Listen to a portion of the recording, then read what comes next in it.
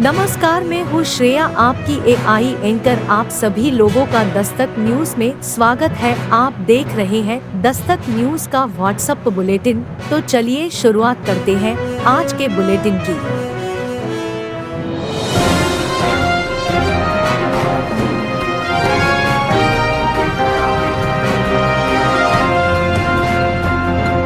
आप देख रहे हैं दस्तक न्यूज।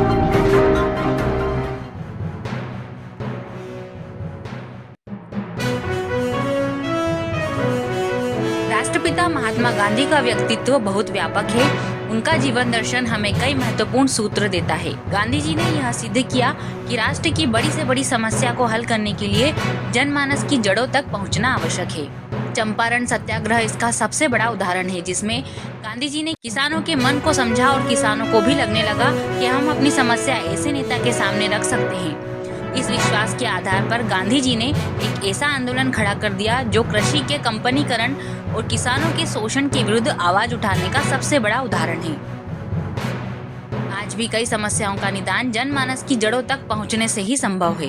यह विचार महाराष्ट्र के वरिष्ठ नाट्यकर्मी एवं समाज सेवी श्री अमृत महाजन ने भारतीय ज्ञानपीठ में कर्मयोगी स्वर्गीय कृष्ण मंगल सिंह कुलश्रेष्ठ की प्रेरणा और डॉक्टर शिव मंगल सिंह सुमन की स्मृति में आयोजित अखिल भारतीय सद्भावना व्याख्यान माला के दूसरे दिवस पर प्रमुख वक्ता के रूप में व्यक्त किए। श्री अमृत महाजन ने कहा कि गांधी जी एक अलग ही दृष्टिकोण के साथ निर्णय लेते थे।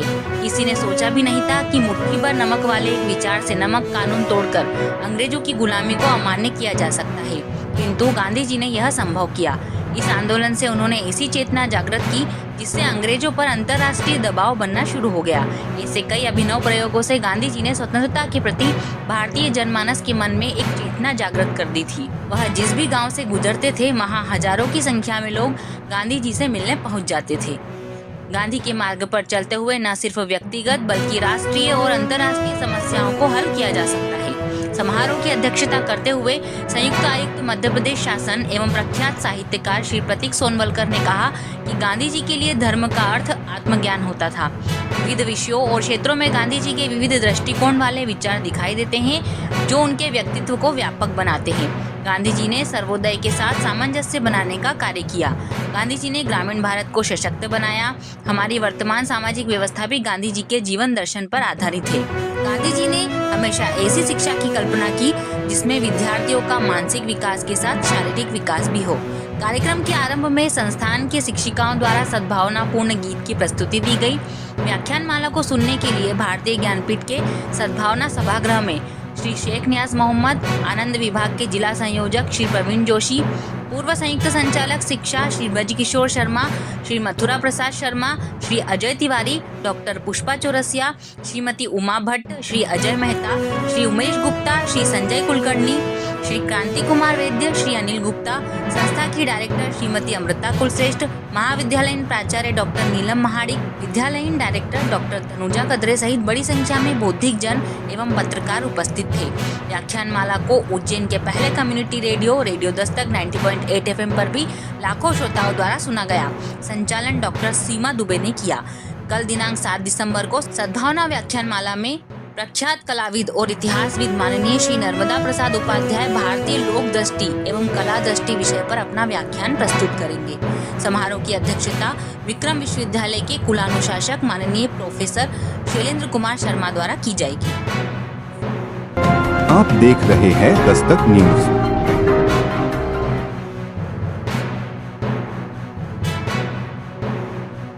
विश्व प्रसिद्ध बाबा महाकालेश्वर की नगरी अवंतिका में आज बाबा काल भैरव अपनी प्रजा का हाल जानने के लिए नगर भ्रमण पर निकले। भैरव अष्टमी पर जन्मोत्सव के एक दिन पश्चात बाबा काल भैरव नगर भ्रमण पर निकलते हैं। मंदिर परिसर में विधि विधान के साथ पूजन अर्चन के पश्चात काल भैरव मंदिर से पालकी में सवार होकर भक्तों को दर्शन देने निकले। इसके बाद बाबा की पालकी भैरवगढ़ जेल स्थित कैदियों को दर्शन देने के लिए जेल के अंदर गई।